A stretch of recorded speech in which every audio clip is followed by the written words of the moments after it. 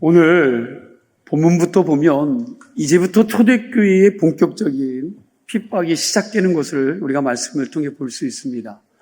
33절 말씀을 보니까 그들이 듣고 크게 노하여 사도들을 없이 하고자 할세, 사도들을 없이 하고자 할세. 이제는 핍박만 하려고 하는 것이 아니라 뭐까지요? 죽이려고, 없애려고 하는 것입니다. 예루살렘에 종교 지도자들이 왜 사도들을 죽이려고 했습니까? 예수의 이름 때문입니다. 예수의 이름 전한다고 죽이려고 한 것입니다. 사도 베드로가 태어날 때부터 안진뱅이로 태어나 40년을 산 사람을 성전 앞에서 누구의 이름으로 일서 세우는 기적을 일으켰습니까? 예수의 이름으로 일으켰습니다. 이 일로 인해서 베드로와 요한이 그 시대 최고의 권력 기관인 사내들이 공회에 잡혀가서 치조를 당합니다. 그때 베드로는 그들 앞에서 당당하게 이야기합니다. 사도행전 4장 10절 말씀인데 우리 함께 읽습니다. 너희와 모든 이스라엘 백성들은 알라. 너희가 십자가에 못 박고 하나님이 죽은 자 가운데서 살리신 나사렛 예수 그리스도의 이름으로 이 사람이 건강하게 되어 너희 앞에 섰느니라. 아멘. 누구 이름으로요? 예수 그리스도의 이름. 그러자 종교 지도자들이 위협을 합니다. 어떻게 해요? 도무지 예수의 이름으로 말하지도 말고 가르치지도 말아라. 그런데 그러함에도 불구하고 이들은 기하나 죽지 않았습니다. 베드로와 요한은 사내들이 공회에 풀려나서 초대 교인들 여러분 모여있는 그 성도들과 함께 모여서 합심으로 기도하는데 어떻게 기도합니까? 사도행전 4장 30절 말씀이죠. 함께 읽습니다. 손을 내밀어 병을 낫게 하시옵고 표적과 기사가 거룩한 종 예수의 이름으로 이루어지게 하옵소서 하더라. 자, 여기서도 거룩한 종 예수의 이름으로 표적과 기사가 나타나게 해달라고 기도하는 것을 볼 수 있습니다. 그리고 나아가 또 예수의 이름으로 복음을 전파하니까 화가 난 바리새인과 사두개인들이 사도들을 잡아다가 협박을 합니다. 5장 28절 말씀입니다. 같이 읽습니다. 이르되 우리가 이 이름으로 사람을 가르치지 말라고 언금하였으되 너희가 너의 가르침을 예루살렘에 가득하게 하니 이 사람의 피를 우리에게로 돌리고자 함이로다. 그리고 이번에는 채찍으로 두들겨 패기까지 합니다. 오늘 본문 40절 말씀이요. 같이 읽겠습니다. 40절 말씀 함께 있습니다. 40절이요. 함께 있습니다. 그들이 옳게 여겨 사도들을 붙들어 채찍질하며 예수의 이름으로 말하는 것을 금하고 놓으니. 자, 여기도 보니까 누구의 이름입니까? 예수의 이름으로 말하는 것을 금하고 놓으니 예수의 이름으로 말하지 말고 여러분 아무것도 하지 말라고 놓아준 겁니다. 사도들은 공회에서 채찍을 당하고 예수의 이름을 전하지 말라는 그 협박을 받고 풀려났는데 41절 말씀을 보니까 뭐라고 이야기해요? 우리 41절 함께 읽습니다. 사도들은 그 이름을 위하여 능욕받는 일에 합당한 자로 여기심을 기뻐하면서 공회 앞을 떠나니라. 아멘. 오늘 우리에게 도전하는 질문이 이것입니다. 초대교회 성도들과 사도들이 예수의 이름 때문에 이런 핍박과 고난을 당하면서도 어떻게 기뻐할 수 있었냐는 거예요. 예수의 이름이 도대체 무엇이기에 그 당시 대제사장과 사두개인들이 종교 지도자들이 그 이름을 왜 그렇게 미워하면서 그 이름을 전하지도 말고 가르치지도 못하게 애를 썼던 것일까? 또 반면에 초대교회 성도들과 사도들은 도대체 그 이름이 무엇이었기에 그 이름을 그렇게도 전하라고 그리고 전하기 위해서 자기의 목숨까지 걸었던 것일까? 여러분, 예수의 이름이 어떤 이름입니까? 이 이름에 도대체 어떤 보물이 숨겨져 있는 겁니까? 다름이 아니라 바로 이 예수의 이름은 세상 만민을 구원할 이름이라는 거예요. 이 얼마나 위대한 이름입니까? 마태복음 1장 21절 말씀을 우리 함께 읽겠습니다. 뜨거 생각하면서 마태복음 1장 21절 함께 읽습니다. 아들을 낳으리니 이름을 예수라 하라. 이는 그가 자기 백성을 그들의 죄에서 구원할 자이심이라 하니라. 아멘. 뭐예요? 자기 백성을 그들의 죄에서 구원할 자. 예수는 헬라어이고요. 히브리어로 여호수아인데 여러분 뜻은 여호와께서 구원하신다입니다. 그러니까 예수라는 이름 자체가 하나님이 우리를 구원하신다는 이 메시지가 담겨져 있는 귀한 이름인 것입니다. 세상 만민을 죄에서 구원할 자가 예수 그리스도시라는 겁니다. 저와 여러분들이 죄로 말미암아 지옥 백성이 될 수밖에 없었는데 예수의 이름으로 죄 용서받고 하나님의 거룩한 자녀가 되어 천국 백성이 된 줄로 믿으시기 바랍니다. 하나님은 우리에게 구원의 은혜를 베푸시기 위해서 당신의 하나밖에 없는 외아들을 세상에 보내시고 십자가에 못 박히게 하시고 그 보혈의 피로 우리에게 속죄와 구원의 길을 열어주셨습니다. 구원의 길은 예수의 이름밖에 없다는 것입니다. 그래서 베드로 사도는 사도행전 4장 12절에 이렇게 말씀합니다. 우리 함께 읽습니다. 다른 이로서는 구원을 받을 수 없나니 천하 사람 중에 구원받을 만한 다른 이름을 우리에게 주신 일이 없음이라 하였더라. 아멘. 여러분, 이단들이 얘기하는 거 들으시면 안 돼요. 천하 사람 중에 구원을 받을 만한 이름을 줬어요, 안 줬어요? 안 줬다는 거예요. 주지 않았다는 거예요. 그런데 왜 이렇게 속아 넘어가십니까? 주지 않았다는 거예요. 신천지 하나님의 교회.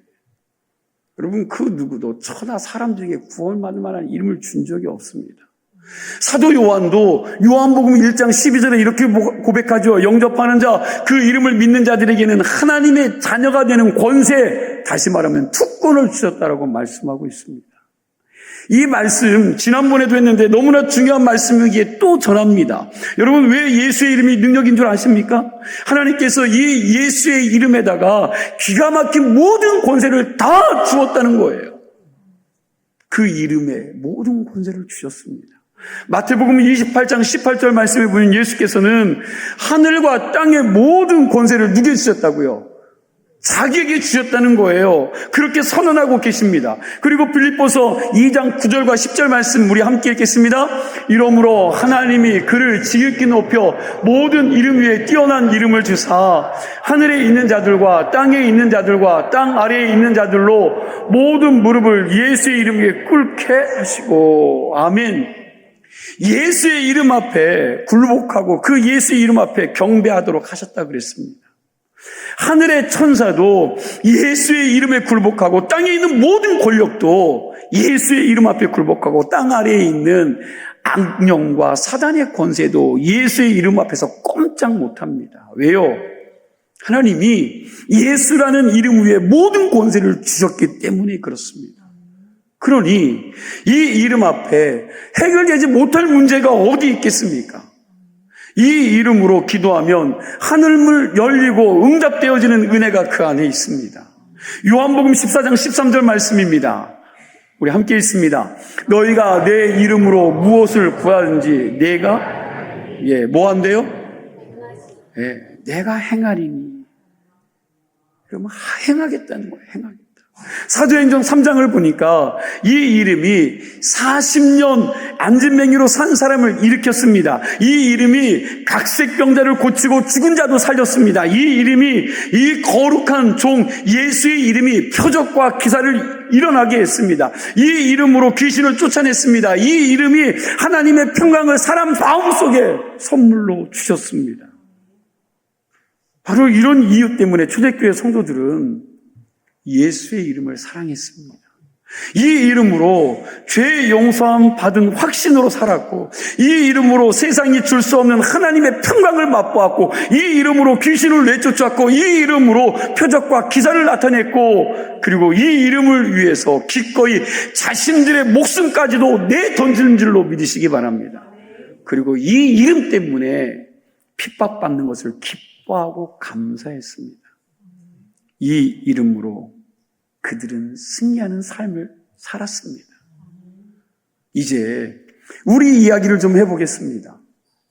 우리는 예수 믿으면서도 이 예수의 이름을 제대로 붙잡고 신앙생활을 하지 못해서 그동안 영적으로 너무나 가난하게 살았습니다. 우리는 예수 믿으면서도 놀라운 능력을 가진 예수의 이름을 붙잡지 않고 살았습니다. 예수 믿으면서도 가장 중요한 노른자를 놓치고 살았습니다. 이렇게 표현해도 되는지 모르겠지만 우리는 그동안 이 이름의 능력을 잃어버리고 이 이름을 써먹지도 못하고 살았습니다. 그저 내 경험, 내 지식, 내 재주, 내 능력으로 내 머리로 영적 정쟁에 승리해 보겠다고 나 혼자 아둥바둥하면서 살다가 얼마나 많이 좌절하고 넘어지면서 실패한 신앙생활의 삶을 살았는지 모릅니다. 무엇이 문제였습니까? 잘못된 가르침을 너무 많이 받아온 것도 문제였다는 생각을 해봅니다. 성경 외에 사람의 경험과 교훈으로 가르침 받으면 신앙의 길이 그 방향이 어그러질 수밖에 없습니다. 이것을 바로잡고 되돌리려고 하면은 걸어온 시간만큼 아니 2배 아니 훨씬 더 힘과 노력이 필요한 것 같습니다. 아주 복잡하게 이것저것 다 뒤섞여 비빔밥 신앙으로 살다 보니까 그 속에서 하나님의 능력이 나타나지 않게 되는 것입니다. 하나님을 향한 우리의 믿음이 순수하고 순진하지 못한 신앙이 되어 그 능력, 그 이름의 능력을 나타내지 못하고 살고 있는 것입니다. 이게 문제예요. 이게 문제인 겁니다. 그러다 보니 영적으로 너무나 가난한 사람들이 되었습니다. 지금 우리는 세상적으로는 많은 것들이 여러분 풍성한 시대를 살아가고 있는 것 같지만 영적으로는 너무나 가난한 삶을 살아가고 있습니다. 그러나 우리 신앙의 선배들은 달랐다는 거예요. 70년, 80년, 100년 전 우리 신앙의 선배들의 모습이 어땠습니까? 사실 그때는 먹고 살기도 힘들 때였습니다. 예수 믿기도 너무 힘든 때였지요. 예수 믿으면 집에서 쫓겨나고 예수 믿는다고 하면 머리 깎여서 집안에 나가지 못하게 했고요. 동네에서 예수 믿는다고 하면 손가락질 당하고 왕따를 당했습니다. 그 가운데에서도 그들이 갈망한 게 뭐예요? 여러분, 그렇게 예수를 믿으면서도 그렇게 고통을 당하면서도 그런 어려움 가운데서도 그들이 갈망한 게 뭡니까? 오늘날처럼 부자 되는 겁니까? 아닙니다. 지금처럼 높은 권력을 갖는 건가요? 교회 안에서 여러분 권사 장로 되는 것이었습니까? 아니라는 것입니다. 높은 자리에 올라가는 것이 아니었습니다. 오직 예수 그리스도를 닮기 원하고 그분을 사랑하기를 원하고 그분 안에서 사는 것이 가장 축복으로 알고 사는 줄로 믿으시기 바랍니다.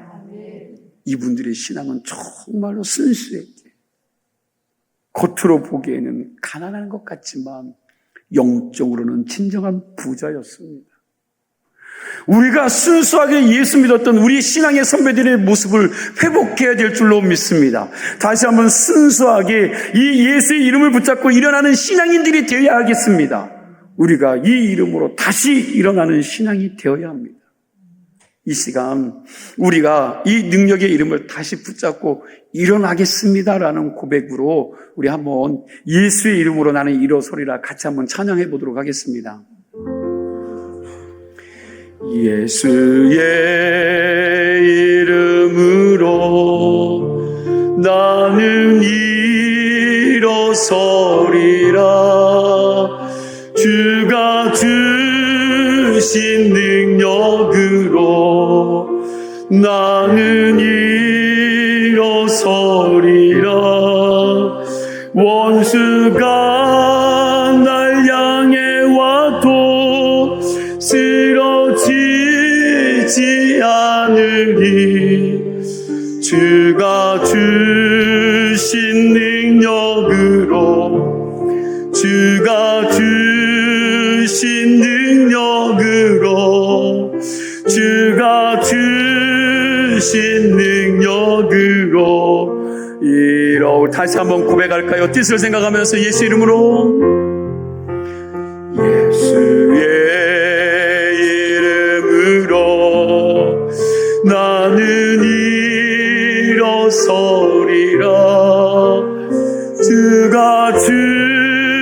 주신 능력으로 나는 일어서리라.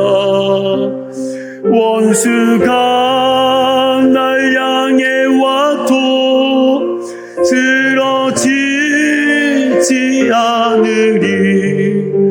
주가 주신 능력으로, 주가 주신 능력으로, 주가 주신 능력으로 일어서리. 아멘.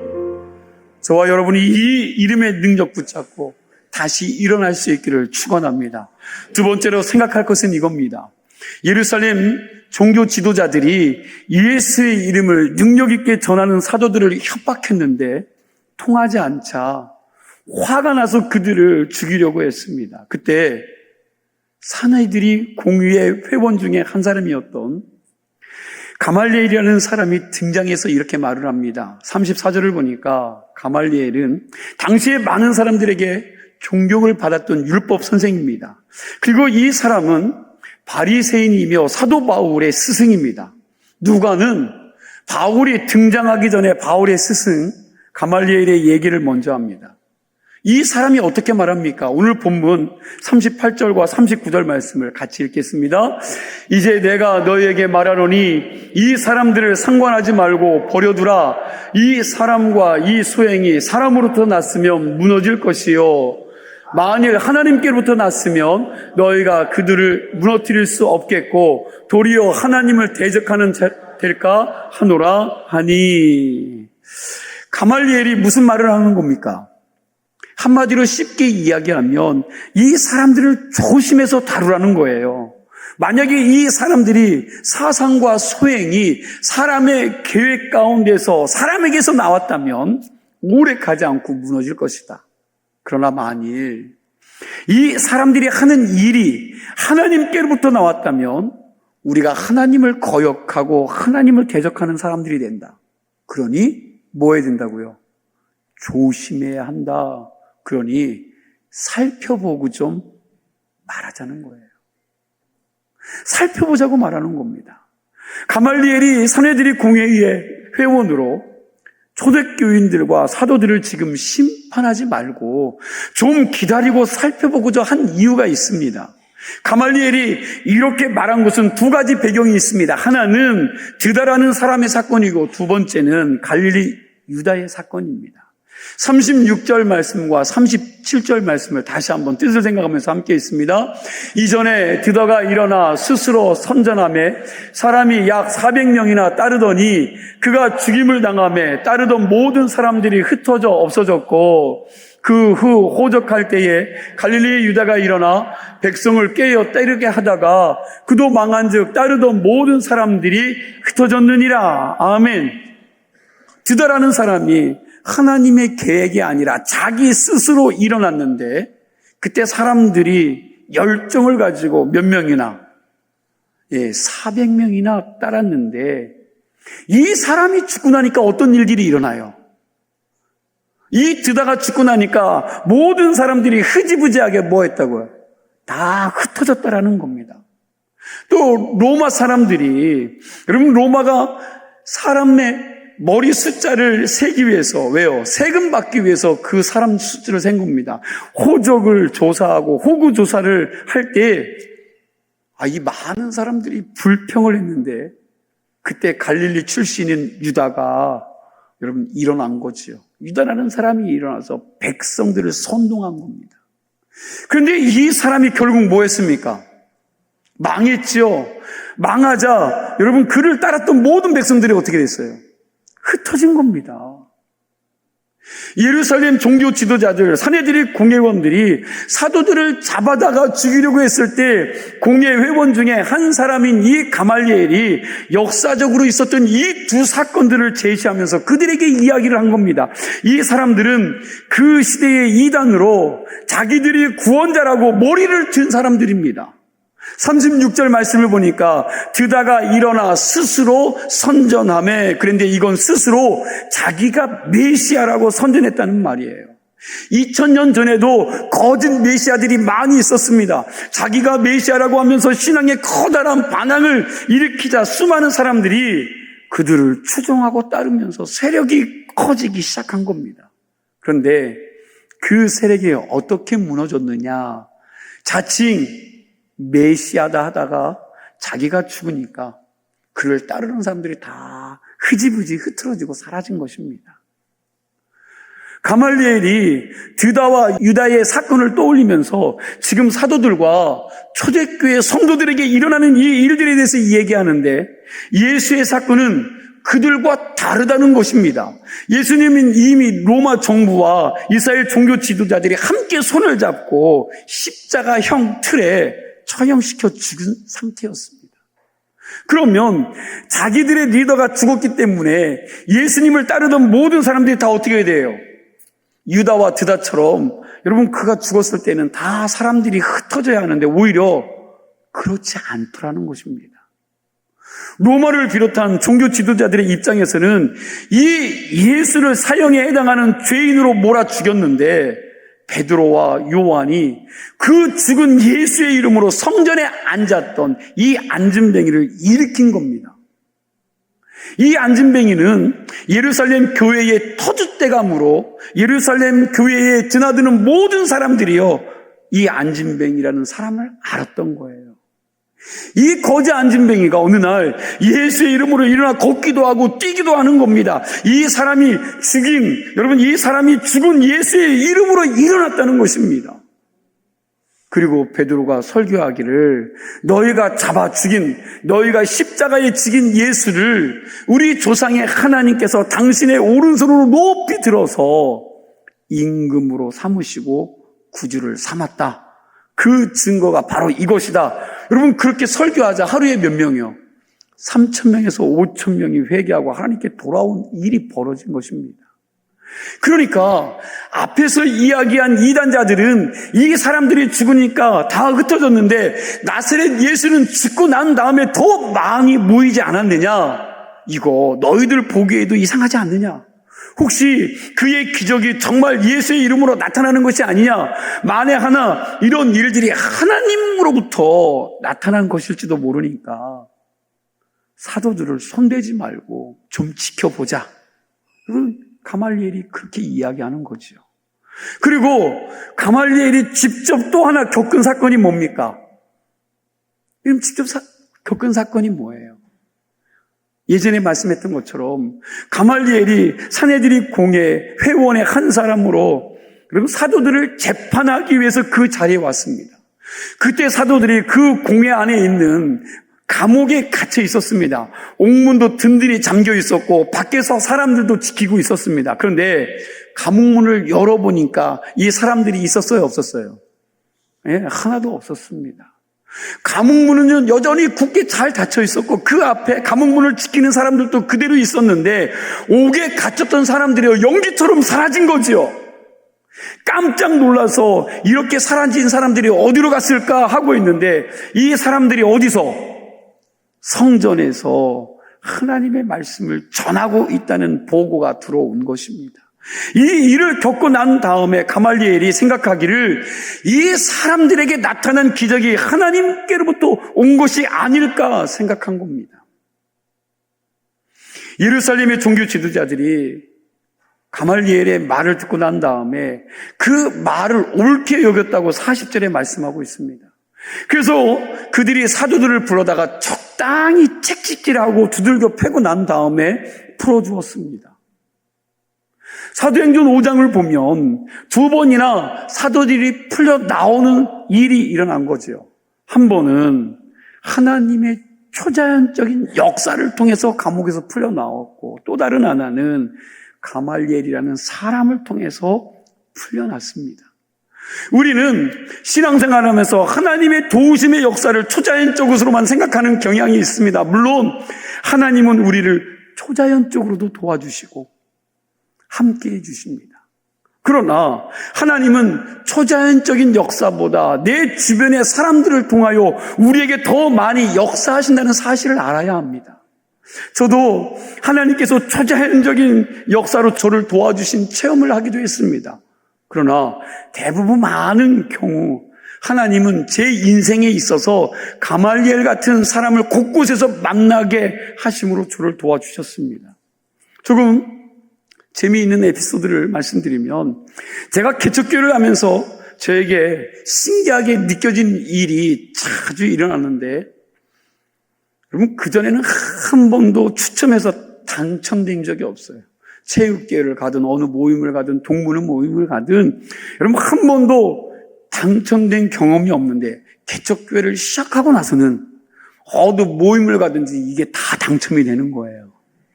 신기한 거죠. 저희 아내가 윷놀이를 하면 개밖에 나지 않습니다. 개. 뭐든지 처음부터 끝까지 천국해요. 그런데 그때 기초교회 할 때 목회자 신년 할애를 하면서 윷놀이를 시작하는데 한 번도 지지 않고 끝까지 한 번에 1등을 해버린 거예요. 그때 1등 경품 상품이 뭐냐면 드럼 세탁기였습니다. 그 세탁기 기초교회에 필요한 데 갖다 놓게 되었어요. 여러분, 어디 가서 뭘 하든지 뽑는데 족족 다 되더라고요. 그래서 속으로 생각했습니다. 야, 이렇게 하다가 진짜 살림장만 하는 거 아닌가. 하다못해 저희 어머니가 본교에서 평생 생활하시면서 뭐 당첨된 적이 한 번도 없는데, 그때 개척교회 당시에는 이분이 체육대회에 가서 체육대회 다 끝나고 마지막 당첨을 하는데 1등에 당첨이 된 거예요. 기적 같은 일이 일어났습니다.